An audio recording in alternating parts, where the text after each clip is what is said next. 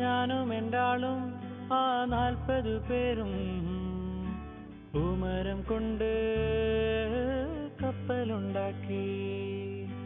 ഞാനും എൻ്റാളും ആ 40 പേരും പൂമരം കൊണ്ട് കപ്പലുണ്ടാക്കി.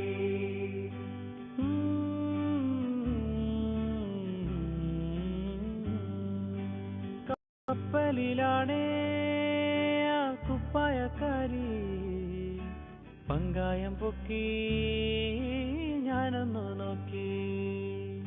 കപ്പലിലാണേ ആ കുപ്പായക്കാരി പങ്കായം പൊക്കി ഞാനൊന്നു നോക്കി. അവൾ എന്നെയും നോക്കി.